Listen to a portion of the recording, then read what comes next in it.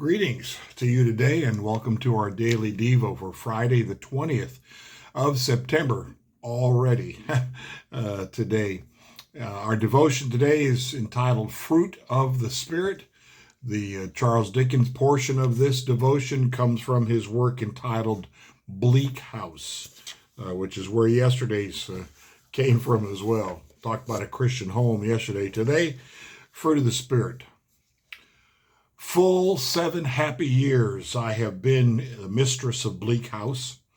The few words that I have to add to that I have written are soon penned.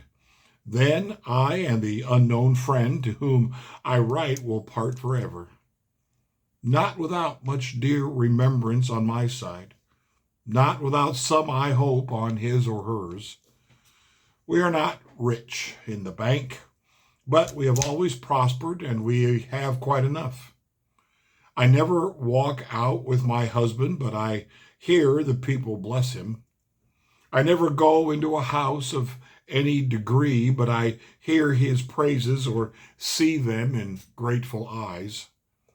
I never lie down at night, but I know that in the course of that day, he has alleviated pain and soothed some fellow creature in the time of need.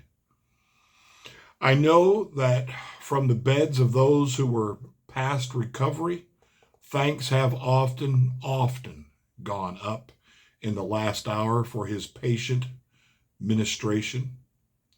Is not this to be rich? The people even praise me as the doctor's wife. The people even like me as I go about and make so much of me that I'm quite abashed. I owe it all to him, my love, my pride. They like me for his sake, as I do everything I do in life for his sake. What have you been thinking about, my dear? Said Alan then. I have been thinking that I thought it was impossible that you could have loved me any better. Well, there is a happy note from Mr. Dickens in that one. The portrait of a wonderful relationship whereby they pay each other mutual respect. And there's a joy in the relationship. There's a sense of fulfillment in the relationship. Some thoughts from Gene Fisher. In this last chapter from Bleak House, Charles Dickens offers us a lesson regarding wealth. Esther Woodcourt, who likes to analyze things, reflects here on the true meaning of richness. True wealth, she decides, is not so much about money as it is sowing and reaping kindness. Her husband, Alan, is Esther's example of true prosperity, of what true prosperity looks like. His kind, giving nature leaves everyone he meets with no reason to dislike him. They return his kindness with blessings and praise.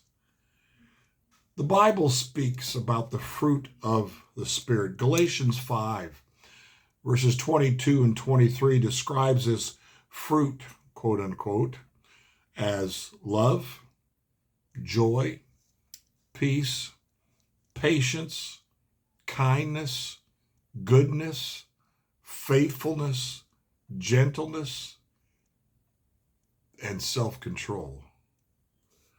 When we practice these qualities, we reflect God's character. 2 Corinthians 9:6 adds this: whoever sows sparingly will also reap sparingly, and whoever sows generously will also reap generously. Dr. Alan Woodcourt was a man who sowed generously and reaped good fruit. You can do likewise. 1 Timothy 6, verses 9 through 11 offers this advice: the love of money is a root of all kinds of evil. Some people, eager for money, have wandered away from the faith and pierced themselves with many griefs. But you, as Paul writes to Timothy, his son in the faith, but you flee from all this and pursue righteousness, godliness, faith, love, endurance, and gentleness. This is true wealth. True wealth is that which will not fade away, which we have within us that gets shared with others. Proverbs 22 verses 1 and 2 says, a good name is to be chosen rather than great riches, loving favor rather than silver and gold. The rich and the poor have this in common. The Lord is the maker of them all. Fruit of the Spirit. There's also previously in that chapter in Galatians chapter 5, there's also a listing of the deeds of the flesh,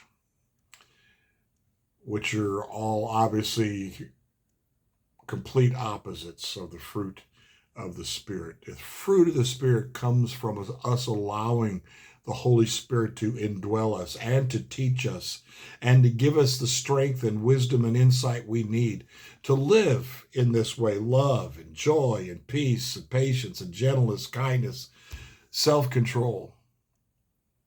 That is wealthy life, because it keeps us from falling into that life of guilt, of fear, all the things that weigh a human down when they're trying to handle it on their own. Whereas the deeds of the flesh are destructive to ourselves and destructive to others around us, fruit of the Spirit makes us spiritually healthy and allows our lives then to be a blessing to others. And that is the best fruit one can have in their life. Blessings to you today, and be a blessing to those around you by the way you live, by the way you speak, by the way you reach out. Blessings.